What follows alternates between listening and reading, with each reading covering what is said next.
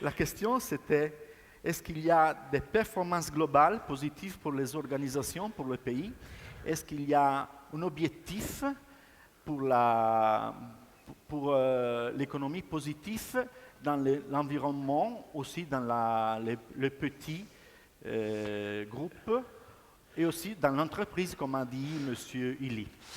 Je crois que c'est très important de comprendre, et c'est ce que j'ai essayé d'expliquer tout à l'heure, et c'est ce que Andrea Illy a expliqué aussi très justement tout à l'heure, que le caractère positif d'une économie se juge essentiellement à la façon dont l'économie ou l'entreprise ou l'unité ou l'organisation tient compte du long terme.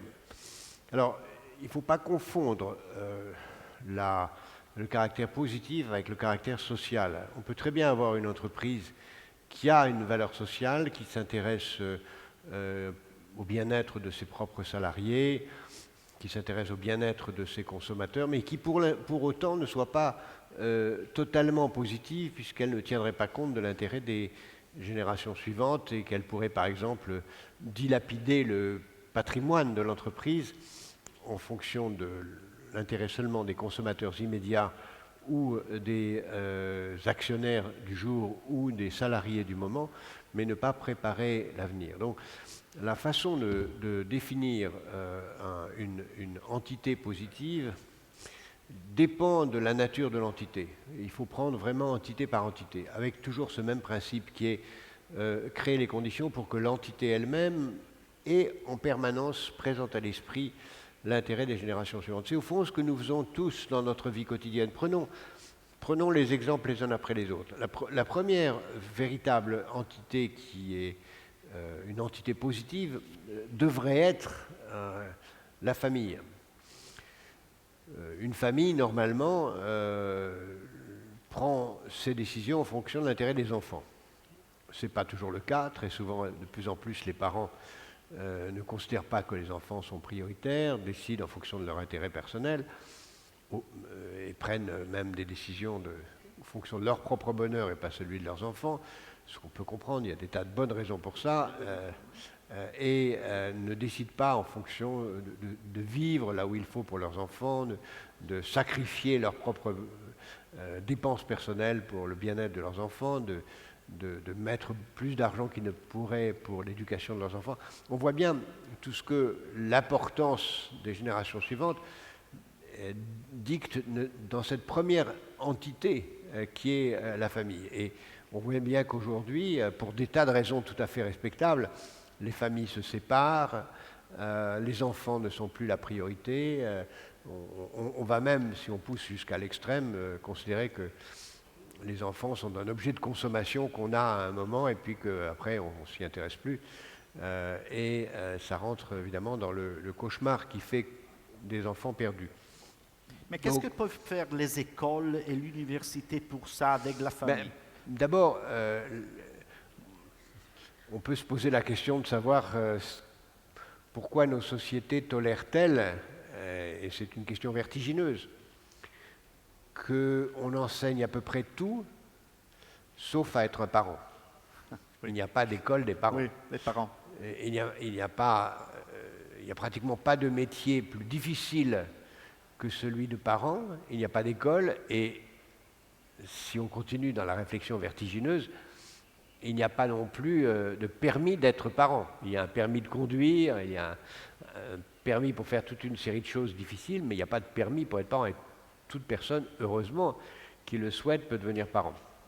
Mais malgré tout, la société commence à se poser la question de savoir si des parents élèvent mal leurs enfants, est-ce qu'ils sont dignes de l'être? Et je pense que dans une société positive, cette première entité, la famille, devrait être vraiment l'objet de beaucoup plus d'attention. Si je peux me permettre une remarque concernant l'Italie,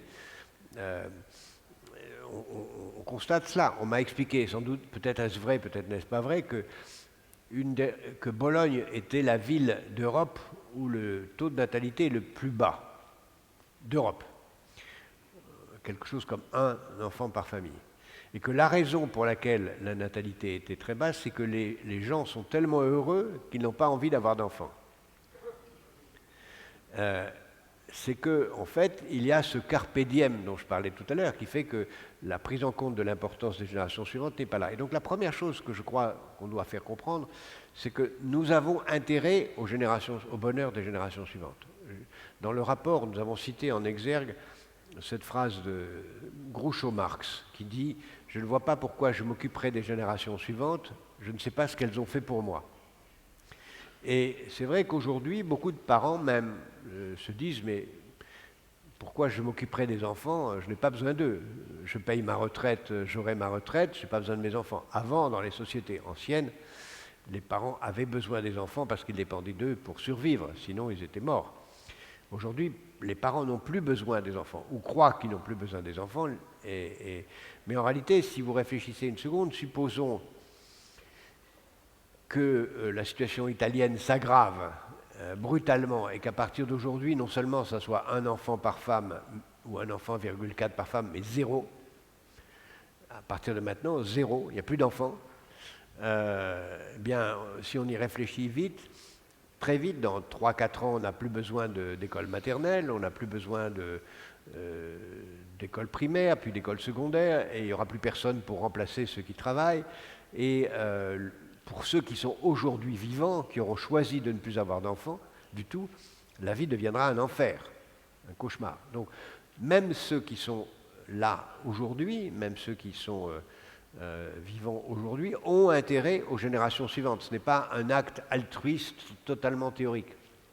Donc, ce que nous pouvons faire est très important. C'est d'abord faire prendre conscience. Et c'est là où l'école est importante, parce que l'école, c'est certainement l'entité la plus positive du monde. On ne peut pas imaginer une entité qui soit plus positive qu'une école, puisque par définition, elle s'intéresse aux générations suivantes. On peut même penser que l'entité la plus positive, c'est celle qui forme les professeurs. Puisque une entité qui forme des professeurs, ça forme des gens qui formeront des élèves, qui seront eux-mêmes professeurs, qui formeront des professeurs. Voilà. Oui. Donc c'est là où est le cœur. Donc la prise de conscience de l'importance immédiate des générations suivantes, c'est la prise de conscience de ce que les parents ont intérêt au bonheur de leurs enfants. Beaucoup de gens pensent que cette phrase ne résonne pas aujourd'hui, elle n'est pas entendue. Il y a un égoïsme général qui fait qu'on ne se projette pas ainsi. C'est pour ça que d'ailleurs que la société positive est plus une société féminine que masculine. Oui. Les femmes ont plus conscience de l'importance du bonheur de leurs enfants. Et donc, une des dimensions de caractère positif des sociétés, ce serait de faire en sorte que les femmes aient plus de pouvoir dans les sociétés. Donc, le chantier est vaste. Oui. Maintenant, il y a des lois sur la représentance féminine. Selon vous, c'est suffisant? Ça dépend des pays, ça dépend des contextes. Il est clair qu'en France, des progrès ont été faits, significatifs. Il faut beaucoup plus. Je pense que la bonne mesure serait de dire qu'il faut un quota de femmes au Parlement, dans le gouvernement, dans les conseils de direction des entreprises, mais il faudrait un quota qui soit provisoire. C'est-à-dire qu'il faudrait qu'on puisse dire on met un quota de 50%, mais seulement pendant 15 ans.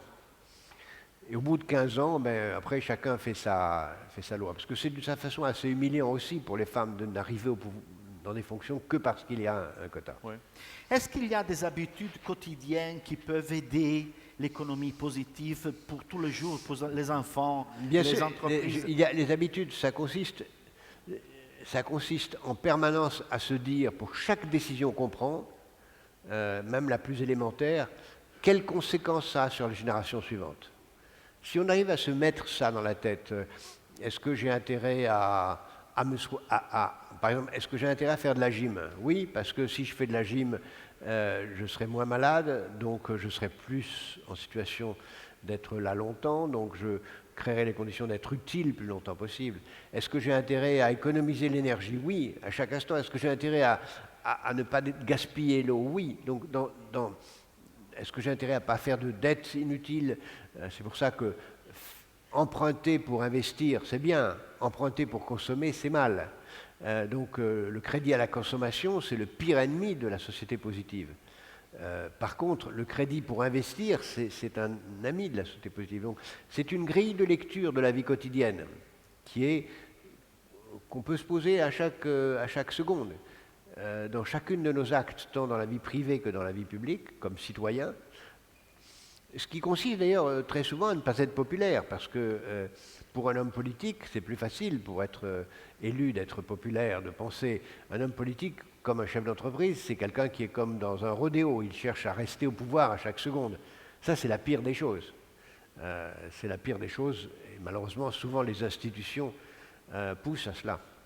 Maintenant, en Europe, est-ce qu'il y a une conscience de économie positive à attendre? Il y a une conscience qui commence. On se rend compte, par exemple, que, et nous l'avons démontré dans le rapport que vous avez maintenant vu en italien, nous avons démontré que la crise financière était très largement liée au caractère non positif de la société, parce que les entreprises sont détenues par des fonds de pension ou des fonds de hedge funds qui sont des actionnaires extrêmement rapides, qui ne restent pas et qui donc sont extrêmement nocifs, que la dette publique est un facteur de négativité d'économie très, très important. Donc il y a une prise de conscience qu'il faut réduire la dette, qu'il faut les actionnaires qui restent plus longtemps dans les entreprises. C'est pour ça d'ailleurs que l'Italie a une dimension positive très, très importante.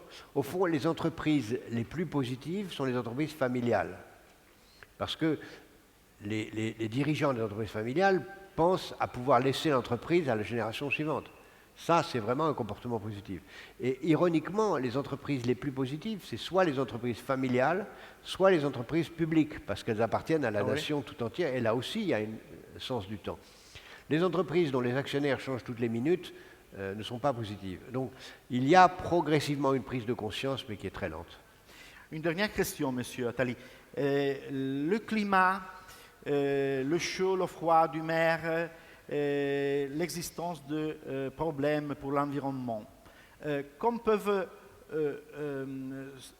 porter de conséquences à la conscience pour l'économie positive globale, pas seulement par un continent, mais aussi pour le monde, qui c'est un problème général. On peut l'espérer. Il y a une conférence mondiale très importante en octobre prochain 2015 à Paris sur le climat, où on va prendre conscience, j'espère plus encore, de la sécheresse. D'ailleurs, aujourd'hui, il suffit de se promener en dehors de cette salle pour se rendre compte que le changement climatique, ça a commencé en Italie. La sécheresse est là, en Italie.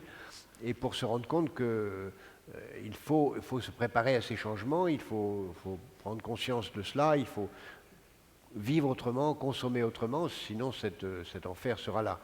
Mais nous sommes tellement pris dans une obsession du plaisir immédiat. D'ailleurs, le plaisir immédiat du match de football que nous allons voir ce soir, de toutes les formes de distraction dont nous sommes soumis, dont d'ailleurs San Patrignano est un exemple, puisque San Patrignano tente et réussit à faire sortir des gens de l'addiction d'une distraction particulière.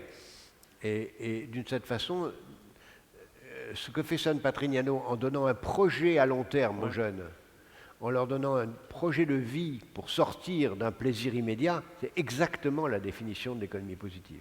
Avoir un projet de vie pour sortir d'une addiction immédiate. Et nous sommes tous addicts de petits plaisirs. Oui. On peut dire en tout cas que l'économie positive, c'est l'essentiel de la vie. Et ici, à San Patrignano, il y a un modèle d'essentialité de la vie. C'en est un parmi d'autres et c'est un modèle très réussi.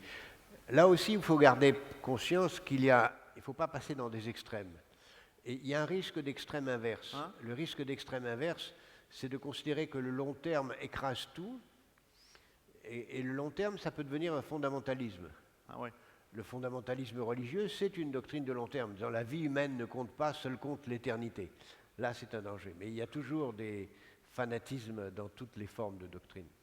À la moyenne, alors. Merci. Merci. Merci beaucoup, Monsieur Jacques Attali. Au revoir, monsieur.